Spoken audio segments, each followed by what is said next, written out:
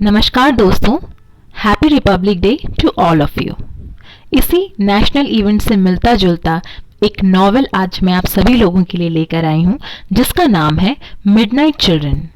जी हाँ, तो हम इस नॉवेल के बारे में जानने से पहले इसके नॉवेलिस्ट के बारे में डिटेल में पढ़ेंगे। जी हाँ दोस्तों, इस नॉवेल को लिखा है सलमान रश्दी ने and it is written in English language. और इस नॉवेल के जो कवर आर्टिस्ट हैं वो हैं बिल बॉटन। और इस नॉवेल का जो जॉनर है दोस्तों वो है मैजिक रियलिज्म। इस नॉवेल के जो पब्लिशर हैं उनका नाम है जॉनथन केप। एंड इस नॉवेल को दोस्तों बुकर प्राइज का अवार्ड भी मिल चुका है, बिकॉज इसमें ऐसे बहुत सारे लिटरेरी इवेंट हैं जो हमें ये बताते हैं कि how fulfilling the novel is. When the reader is reading this novel at that time, it is a catchy novel because it focuses on their attention and it gathers it. आगे बढ़ेंगे इस नॉवल के plot summary के ऊपर और हम in short ये जानेंगे कि किस तरीके से इसके नैरेटर ने यानी कि इसके नॉवेलिस्ट ने अपनी मेन प्रोटैगनिस्ट के जरिए हमारे सामने मिडनाइट चिल्ड्रन की बात रखी है। So Salim Sinai is the narrator of Midnight Children and it opens the novel by explaining that he was born on midnight August 15, 1947। जी हाँ दोस्तों, ये जो सलीम सिनाई हैं ये इस पूरे नॉवल को ओपन अप करते हैं और कहीं ना कहीं इन्हें ये लगने लगता है कि अब इनकी जो डेथ की जो टाइम है वो काफ़ी पास आ चुकी है और अपने डेथ से पहले ये अपने पूरी लाइफ हिस्ट्री के बारे में एक पर्टिकुलर पर्सन को बताना चाहते हैं। और अभी वो जो पर्सन है उसका नाम है पद्मा, जो कि इनके सामने बैठी हुई है। And now nearing his 31st birthday Saleem believes that his body is beginning to crack and fall apart. कहीं ना कहीं उसे ये लग रहा है कि बहुत ही जल्द वो इस दुनिया से चला जाएगा, यानी कि इसे अपने फ्यूचर के बारे में प्रेडिक्शन करना जो है एक टेलीपैथी की पावर होती है सलीम सिनाई के अंदर। और उसी के ज़रिए इसे ये रियलाइज होता है कि वो अपने 31st बर्थडे के दिन हम सबको इस दुनिया से छोड़कर अलविदा बोलकर चला जाएगा। जी हाँ, fearing that his death is imminent, he grows anxious to tell his life story। कहीं ना कहीं उसके मन में ये डर रहता है दोस्तों कि उसकी मृत्यु हो जाएगी बहुत ही जल्द, इसलिए वो अपने लाइफ स्टोरी के बारे में हमें बताना चाहते हैं। तो अब ये नॉवेल बिगिन होती है और जो प्लेस है वो है कश्मीर। कश्मीर में इसके जो ग्रैंडफादर हैं यानी कि एडम अजीज़ जो है इन्होंने जर्मनी में अपने डॉक्टरेट की जो डिग्री है उसे कंप्लीट किया है और ये 3 साल से एक इंसान को ट्रीट कर रहे होते हैं, एक लेडी को जिनका नाम होता है नसीम। जी हाँ दोस्तों, वैसे तो 3 साल तक ये उनके एक पर्टिकुलर एरिया का ही इलाज कर रहे होते हैं और इस वजह से उन्होंने उनकी शक्ल अभी तक नहीं देखी होती है। मगर वर्ल्ड वॉर फर्स्ट जिस दिन एंड होता है, यानी कि यहाँ डेट भी आप लोग देख सकते हैं 1915 में वो उसका चेहरा पहली बार देखते हैं एंड उसी वक्त उन्हें उनसे प्यार हो जाता है। फिर इन दोनों की शादी हो जाती है। After they both get married they shift to Agra. वो आगरा की तरफ बढ़ जाते हैं और ये जो एडम अजीज़ है ना दोस्तों, एडम एंड इनकी जो वाइफ है नसीम, ये दोनों सलीम सिनाई के ग्रैंडफादर एंड ग्रैंडमदर हैं। फिर जैसे ही ये आगे बढ़ते हैं और आगरा की तरफ मूव ऑन करते हैं, इनको बहुत सारे बच्चे होते हैं एंड इनकी 3 बच्चियां होती हैं, यानी कि एडम हैज़ 3 डॉटर जिनका नाम जो है वो आप लोग यहाँ देख सकते हैं कि वो रहता है दोस्तों। इनके 2 सन्स होते हैं जिनका एक का नाम रहता है हानिफ, एक का नाम रहता है मुस्तफ़ा। एंड जो 3 डॉटर्स होती हैं, एक का नाम रहता है आलिया, एक का इमरलैंड एंड सबसे जो हम ये कह सकते हैं जिनके बारे में हम आगे पढ़ने जा रहे हैं वो है मुमताज़। जी दोस्तों, जो कि बाद में अमीना बन जाती है, यानी कि वो अपने नेम को चेंज कर लेती है। Adam and Naseeb have 3 daughters, Alia, Mumtaz and Imaland, and 2 sons, Mustafa and Hanif. Adam becomes a follower of the optimistic activist मियाँ अब्दुल्ला। ये जो एडम है ना दोस्तों, ये मियाँ अब्दुल्ला बोल के एक ऑप्टिमिस्टिक एक्टिविस्ट होते हैं जिनका फॉलोअर बन जाता है। whose anti-partition stance eventually leads to his assassination। आगे बढ़ते हुए अगर हम देखा जाए तो यहाँ मियाँ अब्दुल्ला की डेथ के बाद उसका एक असिस्टेंट होता है जिसका नाम होता है नादिर खान। नादिर खान को अपने वाइफ के ऑपोजिशन के बाद भी वो अपने बेसमेंट पर पनाह देता है, यानी कि वो उसे अपने घर के बेसमेंट में रहने का एक मौका देता है, उसे हाइड करके रखता है बाकी एक्टिविस्ट से कि कहीं वो भी मियाँ अब्दुल्ला की तरह मारा ना जा सके। While living in the basement, Nadir Khan falls in love with Mumtaz and the two are secretly married. अब घर के बेसमेंट में रहते वक्त ज्यादातर उसकी मुलाकात होती है मुमताज यानी कि एडम की डॉटर से, और इसी दौरान उन दोनों को एक दूसरे से प्यार हो जाता है एंड उनकी शादी हो जाती है। However, after 2 years of marriage, Adam finds out that his daughter is still a virgin. जी हाँ दोस्तों, शादी के 2 साल बाद एडम को कहीं ना कहीं इस बात का पता लगता है कि उसकी जो डॉटर है मुमताज वो अभी भी एक वर्जिन होती है, यानी कि उस इंसान ने इससे शादी तो की है मगर इसे अभी तक हाथ नहीं लगाया है। तो जैसे उसके पिता को इस बात का पता लगता है, Nadir Khan is sent running for his life. उसी वक्त अगर देखा जाए दोस्तों तो इसकी जो यंगर सिस्टर होती है यानी कि इमरलैंड, उसकी शादी होने वाली होती है और उसका जो फियांसे होता है ना दोस्तों, वो पाकिस्तानी आर्मी में एक ऑफिसर होता है। और उन दोनों की बातचीत के दौरान कहीं ना कहीं इमरलैंड यानी कि इसकी जो डॉटर है वो उससे ये रिवील कर देती है कि एक एक्टिविस्ट है जो कि मियाँ अब्दुल्ला का ही एक असिस्टेंट है और इनके घर में रह रहा है। तो जैसे ही नादिर शाह को कहीं ना कहीं एक डेंजर का यानी कि अपने ऊपर एक खतरा का रियलाइज होता है कि अभी वो लोग आएंगे और इसे पकड़कर यहाँ से ले जाएंगे और कहीं ना कहीं इसे जेल में भी जाना पड़ेगा, तो ये उसी वक्त अपनी वाइफ को छोड़कर वहां से चला जाता है। मगर उसके जाने के बाद मुमताज अकेली नहीं पड़ती, एक बहुत ही यंग मर्चेंट यानी कि आलिया जो है सबसे यंगेस्ट सिस्टर, उसे देखने के लिए एक लड़के को बुलाया जाता है, मगर उस लड़के को इससे प्यार हो जाता है यानी कि मुमताज पसंद आ जाती है और फिर इन दोनों की शादी हो जाती है। जी हाँ दोस्तों, ज्यादातर अगर देखा जाए तो यहाँ कैरेक्टर्स एक्सचेंज होते रहेंगे एंड इस पूरे नॉवेल में लोग सिर्फ और सिर्फ माइग्रेट कर रहे हैं, यानी कि they never stayed at one place. कहीं ना कहीं वो एक जगह पर अभी फिलहाल है, तो उनकी शादी के बाद वो दूसरी जगह ट्रांसफर हो जा रहे हैं। Then Mumtaz changes her name to Amina and moves to Delhi with her new husband. Mumtaz ने अपना नाम यहाँ पर चेंज कर लिया है, अब वो मुमताज से अमीना बन गई है। अब वो अपने न्यू हस्बैंड के साथ दिल्ली की तरफ आगे बढ़ती है।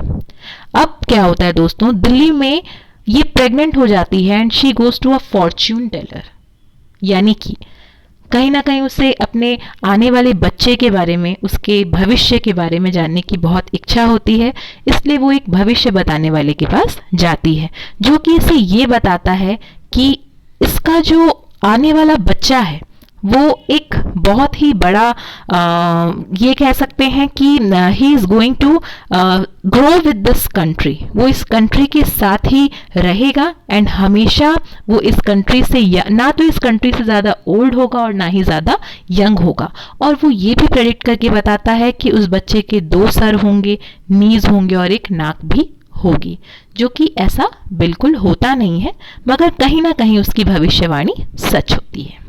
After a terrorist organization burns down Ahmed's factory, Ahmed and Amina moves to Bombay. इसी दौरान दोस्तों ये होता है कि एक टेररिस्ट ऑर्गेनाइजेशन वाले जो हैं वो अहमद की फैक्ट्री को जला देते हैं। अब अहमद की फैक्ट्री जलने के बाद अहमद और अमीना ये दोनों बॉम्बे की तरफ शिफ्ट हो जाते हैं। They buy a house from a departing Englishman जिनका नाम होता है विलियम मेथवर्ड। वहां जाकर वो एक नया घर लेते हैं भाड़े पर एक इंग्लिशमैन से जिसका नाम होता है William Methwold, who owns a estate at the top of a hill. एक हिल के ऊपर उनके बहुत सारे एस्टेट्स रहते हैं, यानी कि उन्होंने बहुत सारे घर जो हैं वो भाड़े में दे रखे होते हैं। और इनका एक सर्वेंट होता है जिसका नाम होता है दोस्तों वी विली विंकी। ये इसका जो बेसिक वर्क होता है वो इन लोगों को एंटरटेन करने का होता है। और इसकी एक वाइफ होती है जिसका नाम होता है वनीता। वनीता जो है दोस्तों, यहाँ अमीना तो प्रेग्नेंट रहती है, मगर ये जो वनीता है ये भी प्रेग्नेंट रहती है। अब सबसे ज़्यादा चौंका देने वाली बात तो ये है दोस्तों कि इसका जो रियल फादर है, यानी कि उसके बच्चे का जो रियल फादर है, वो वी विली विंकी ना होकर वो होता है विलियम मेथवर्ल्ड। यानी कि इन दोनों का अफेयर चल रहा होता है और कहीं ना कहीं इस बात से अवगत उसका जो हस्बैंड है यानी कि वी विली विंकी नहीं होता है। Amina and Vanita both going to labour and exactly at midnight. जी हाँ दोस्तों, भारत के आज़ादी के वक्त का ये नॉवल है, यानी कि 1947 से जब हमें आज़ादी मिलने वाली रहती है उससे 1 घंटे पहले जितने भी जो बच्चे होते हैं उनके पास कहीं ना कहीं एक मैजिकल पावर्स होता है। वो सारे बच्चे बाकी सारे बच्चों के मुकाबले यूनिक होते हैं। तो उसी दौरान ये अमीना और वनीता जो हैं, इनके भी 2 लड़के होते हैं, मगर इनकी जो फेट है या फिर डेस्टिनी हम कह सकते हैं वो एक दूसरे से बिल्कुल अलग होती है। और उसे अलग करने वाली एक नर्स होती है जिसका नाम होता है मैरी पेरेरिया।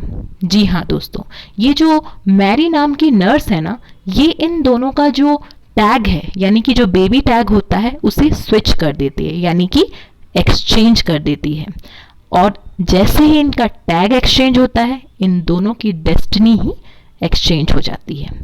देन एक को एक प्रिविलेज बॉय के रूप में जन्म लेना चाहिए था, यानी कि जिस बच्चे को उसके पिता की सारी संपत्ति, सारी दौलत मिलनी चाहिए थी, सारे ऐशो आराम मिलने चाहिए थे, कहीं ना कहीं वो एक पुअर बॉय के पास चला जाता है, यानी कि एक पुअर फैमिली में चला जाता है। Driven by sense of guilt afterward she becomes N आया और Naini to Salim.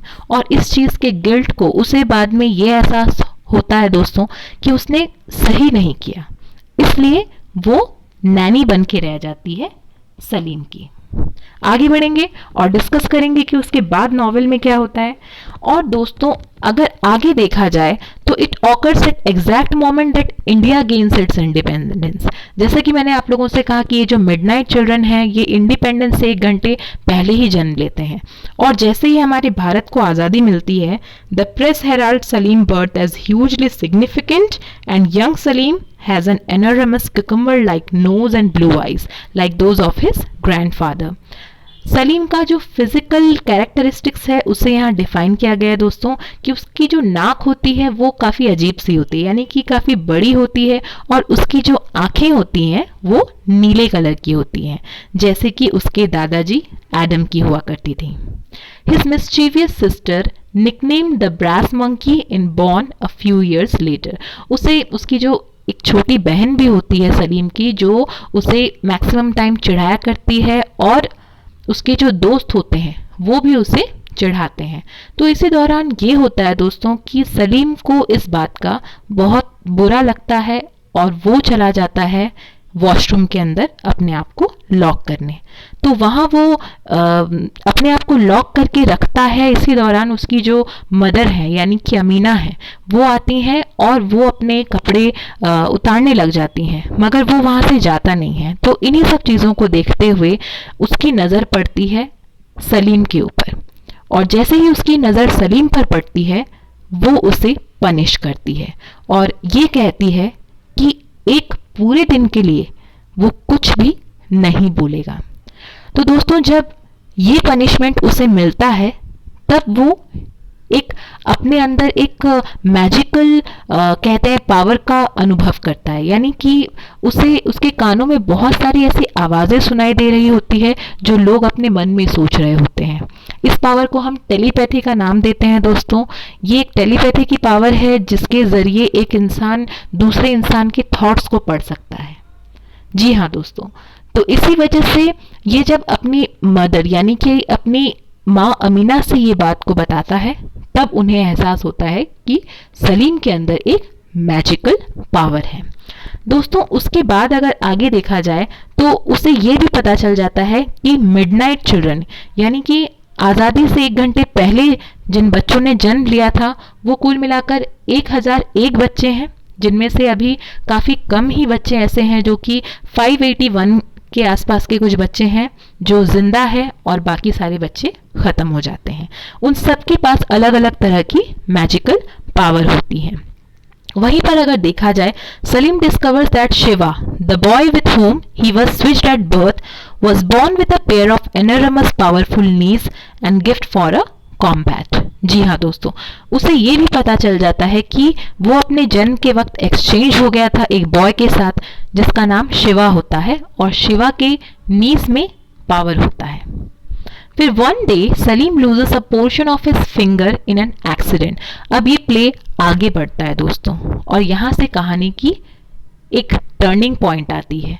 Turning point में होता ये है दोस्तों कि ये जो सलीम है ना, इसका एक फिंगर है जो कि कट जाता है और बहुत ज़्यादा ब्लीडिंग होने की वजह से इसके माता पिता यानी कि अमीना और उसका जो हस्बैंड है अहमद, वो उसे लेकर जाते हैं हॉस्पिटल और वहाँ डॉक्टर ये कहता है कि काफ़ी ज़्यादा खून बह गया है और अब सलीम को खून की ज़रूरत है। लेकिन सलीम का जो ब्लड है ना दोस्तों, ये ना तो इसकी माता से मिलता है, यानी कि ना तो अपनी मम्मी का रहता है, ना ही इसके पापा का ही रहता है। इन दोनों में से किसी के भी साथ इसका ब्लड मैच नहीं करता है। तभी कहीं ना कहीं इसके फादर को इस बात का रियलाइज़ होता है कि वो उनका बेटा है ही नहीं। तो इस बात से उसके जो पिता होते हैं वो काफ़ी ज़्यादा गुस्से में आ जाते हैं और वो उसे उसके अंकल आंटी यानी कि हानिफ के घर कुछ दिन के लिए रहने भेज देते हैं। Shortly after Saleem returns home to his parents, Hanif commit suicide. कुछ दिनों के बाद ही ये जो सलीम है ये अपने घर वापस आ जाता है क्योंकि दोस्तों इन्होंने अपने आंटी के साथ कोई गलत हरकत कर दी होती है जिसकी वजह से वो इसे अपने घर वापस भेज देते हैं और उसके कुछ दिन के बाद ही इसके जो चाचा होते हैं यानी इसके जो अंकल होते हैं हानिफ, वो सुसाइड कमिट कर लेते हैं। तो दोस्तों अब यहाँ फिर से एक टर्निंग पॉइंट आता है, यानी कि while the family mourns Hanif's death, Mary confesses to having switched Salim and Shiva at birth। यहाँ पर सब लोग हानिफ की मौत की तरफ जहाँ दुखी हो रहे हैं, वहाँ मैरी ने यानी कि उस नर्स ने जो इन दोनों बच्चों को एक्सचेंज कर दिया था, वो इस फैक्ट को कबूल करती है और सब लोगों के सामने इस बात की सच्चाई को रखती है और सब लोगों से ये बताती है कि she is the one who exchange the babies during their birth. Ahmed now an alcoholic grows violent with Amina. अब अहमद जो है काम ना होने पाने की वजह से दोस्तों, या फिर हम ये कह सकते हैं कि ये बहुत ज़्यादा डिस्टर्ब हो जाता है और एक अल्कोहलिक बन जाता है। अमीना का इंसल्ट करता है और इस वजह से बार बार उसे ये भी कहता है कि उसे सलीम को लेकर यहाँ से चला जाना चाहिए।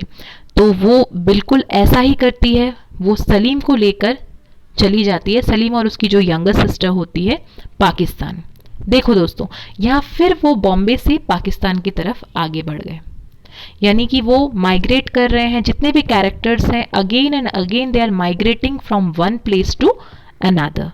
Where she moves in Emerland in Pakistan, Salim watches an Emerland's husband, General जुल्फ़िकर। जी हाँ दोस्तों, उसकी जो बहन है उसके हस्बैंड जनरल जुल्फ़िकर को वो देखता है that stages a coup against the Pakistani government and ushers in a period of martial law. 4 साल बाद अगर दोस्तों देखा जाए तो Ahmed suffers a heart failure, यानी कि सलीम के जो पिता हैं उन्हें हार्ट अटैक आता है और उसी दौरान ये लोग पाकिस्तान से बॉम्बे फिर आ जाते हैं। बॉम्बे आने के बाद कुछ दिनों तक उसका ख्याल रखा जाता है और फिर ये उस वक्त दोस्तों ये हो रहा था कि काफ़ी ज़्यादा इंडिपेंडेंस के बाद भी चाइना वालों ने हमारे कंट्री पर फिर से हमला कर दिया था और कहीं ना कहीं हमारी कंट्री जो है वो हार गई थी चाइना से एंड काफ़ी रियॉट्स होने लग गया। तो सलीम और उसका परिवार भारत छोड़कर पाकिस्तान की तरफ चले जाते हैं। अब वो कहते हैं ना दोस्तों कि हम अगर जो हमारी डेस्टिनी में लिखा हो वो ही हमारे साथ होता है, फिर प्लेस एक्सचेंज करने से इस बात पे कोई फर्क नहीं पड़ता, जो होना होगा वही होगा। और इस फैमिली के साथ भी कुछ ऐसा ही होता है, यानी कि पाकिस्तान जाने के बाद सलीम की जो यंगर डॉटर होती है, सलीम की जो सिस्टर होती है दोस्तों, वो एक बहुत फेमस सिंगर बन जाती है। और बहुत फेमस सिंगर बनने के बाद में अब कहीं ना कहीं वो ये सोच रहे होते हैं कि हमारी फैमिली स्टेबल हो गई है और अब उसके पिता को मेहनत करने की कोई ज़रूरत नहीं है, लग्जरियस लाइफ वो लोग जी रहे होते हैं। इसी बीच दोस्तों ये होता है कि पाकिस्तान और इंडिया के बीच में दंगे होने लग जाते हैं और कहीं ना कहीं उनका जो घर है, उनके घर पे एक बॉम्ब ब्लास्ट हो जाता है, यानी कि उसके पास के एरिया में ही। और इसी दौरान दोस्तों ये जो अमीना और अहमद हैं, ये दोनों तो मारे जाते हैं, both the mother and father of to siblings. और ये जो दो भाई बहन हैं, यानी कि सलीम और उसकी यंगर सिस्टर, ये दोनों बच जाते हैं। मगर होता ये है दोस्तों कि उसके जो ग्रैंडफादर हैं, उन्हें स्मोक करने की आदत होती है और उनके पास में एक स्मोक पिटर रहता है, एक स्किटून रहता है। और वो स्किटून बॉम्ब ब्लास्टिंग के दौरान, यानी कि जब टेररिज्म हो रहा होता है उस दौरान पे उसके सर पे आके लगता है। सलीम के सर पे वो स्किटून गिरने के बाद में वो पागल हो जाता है एंड कहीं ना कहीं he lost all his senses और उसकी जो याददाश्त होती है दोस्तों वो चली जाती है। याददाश्त जाने की वजह से अब उसे बिल्कुल भी आइडिया नहीं रहता है कि वो कौन है और वो किस तरीके से अपने आप को रिकवर करेगा। फिर वो कहीं ना कहीं अपने आप को एक, जब उसकी आंखें खुलती है वो अपने आप को एक मिलिट्री पाकिस्तान आर्मी के मिलिट्री ऑफिसर के तौर पे पाता है। और वो वहाँ उसे कुछ भी नॉलेज नहीं रहती है कि वो वहाँ कैसे आया दोस्तों। मगर सबसे इम्पॉर्टेंट थिंग ये है दोस्तों कि जब ये लोग बॉम्बे जाते हैं उस वक्त सलीम जो है, सलीम को साइनस में बहुत ज़्यादा प्रॉब्लम होने की वजह से उसके नाक का ऑपरेशन होता है। तो जब उसका ऑपरेशन होता है तो ऑपरेशन के बाद हम ये देखते हैं कि उसकी जो टेलीपैथी की मैजिकल पावर थी वो चली जाती है। मगर उसके बदले देखा जाए तो उसके नाक में एक सूंघने की पावर आ जाती है दोस्तों, एक गजब के सूंघने की पावर आ जाती है। वो लोगों को सूंघकर उनके इमोशंस को बता सकता है।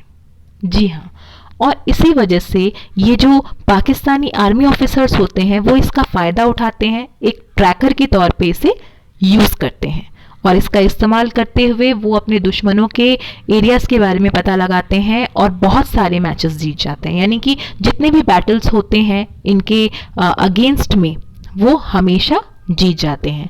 फिर अगर देखा जाए दोस्तों तो ये नॉवेल थोड़ी और आगे बढ़ती है और सलीम की जो याददाश्त है वो एक बैटल के दौरान वापस आ जाती है। वो एक जंगल में अपने 3 साथियों के साथ जाता है और जब उसे अपनी याददाश्त वापस आती है तो अपने तीनों साथियों को ये बताता है कि वो कौन है और वो कहाँ उसने जन्म लिया था और वो यहाँ कैसे पहुँचा, इस बात का तो उसे नॉलेज नहीं है, मगर उसकी याददाश्त चली गई थी।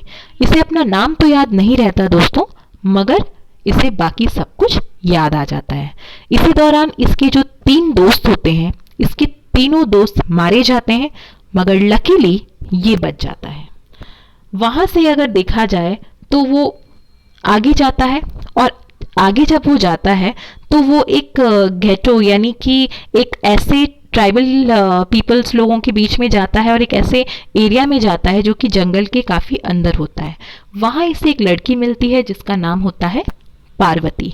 पार्वती भी दोस्तों सलीम कहीं ना कहीं ये अज्यूम कर लेता है और उसे पता चल जाता है कि पार्वती भी मिडनाइट चिल्ड्रन में से ही एक है, यानी कि वो भी आज़ादी के कुछ घंटे पहले ही पैदा हुई थी। और वो एक विच होती है दोस्तों, यानी कि जिसे हम हिंदी में जादूगरनी कह सकते हैं। तो वो हमेशा सलीम के साथ रहती है और वो ये चाहती है कि सलीम उससे शादी कर ले, मगर ये जो सलीम है वो उससे शादी नहीं करता और उससे मना कर देता है शादी करने से। तो फिर ये जो पार्वती है दोस्तों, ये सलीम को छोड़कर इसका जो भाई होता है यानी कि जो शिवा होता है, शिवा से कहीं ना कहीं इसे प्यार हो जाता है और ये शिवा के साथ प्रेग्नेंट हो जाती है। मगर शिवा जो है वो इससे शादी नहीं करता और इसे छोड़कर भाग जाता है। तो जब इसके जो कम्युनिटी मेंबर्स हैं वो इसे एक्सेप्ट नहीं करते हैं तो सलीम इसका हाथ थाम लेता है और सलीम की और पार्वती की शादी हो जाती है दोस्तों। क्योंकि कहीं ना कहीं सलीम जो है वो ये नहीं चाहता कि पार्वती अपने बेटे को बिना किसी पिता के बड़ा करे, इसलिए इसकी शादी हो जाती है सलीम के साथ। सलीम के साथ शादी होने के बाद अगर देखा जाए दोस्तों तो कहीं ना कहीं ये अपने आप को उस वक्त एक ऐसे दौर में पाती है जहां ना ही इसके आगे कोई रहता है और ना ही इसके बारे में कोई सोचता है। तो जैसे ही इसकी डिलीवरी होती है दोस्तों, उस वक्त ये एक बेटे को जन्म देती है और इसकी मौत हो जाती है।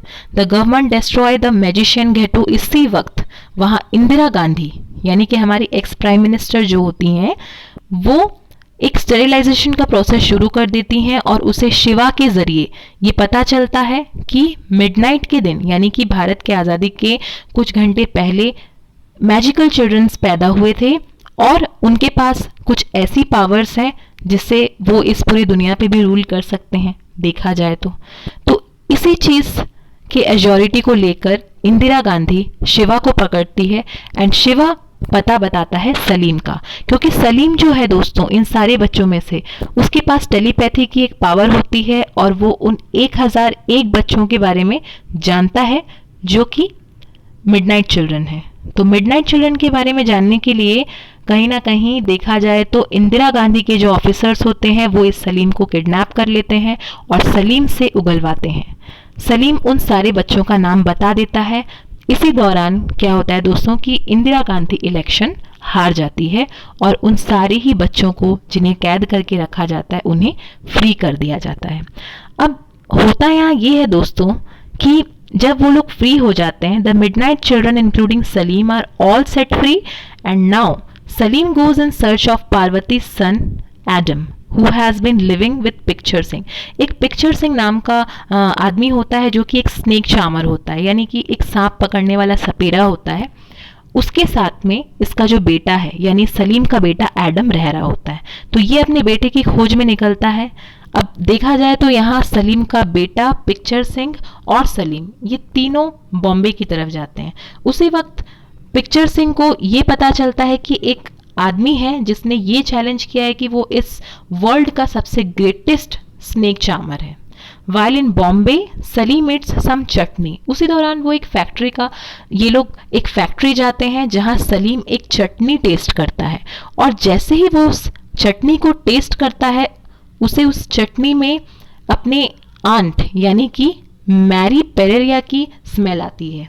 यानी कि जिस तरीके का चटनी वो सलीम के लिए बनाया करती थी बिल्कुल एग्जैक्टली वैसा ही चटनी होता है। जी हाँ दोस्तों, और वो जो फैक्ट्री होती है वो भी मैरी पेरेरिया की ही होती है और वो अपने आंट के तरफ आगे बढ़ता है। तब उसे गार्ड के तौर पे उस फैक्ट्री की एक गार्ड होती है जिसका नाम जो है पद्मा होता है। वो पद्मा से मुलाकात उसकी होती है और he falls in love with Padma. His historical account finally complete and Saleem decides to marry Padma. Saleem decide करता है कि अब वो पद्मा से शादी करेगा। मगर दोस्तों होता ये है कि उसकी 31st बर्थडे के दिन ही उसकी डेथ हो जाती है और इसी के साथ ये नॉवेल जो है ये एंड होता है। जी हाँ दोस्तों, अगर आप लोगों को वीडियो अच्छा लगा हो then don't forget to like, share and subscribe.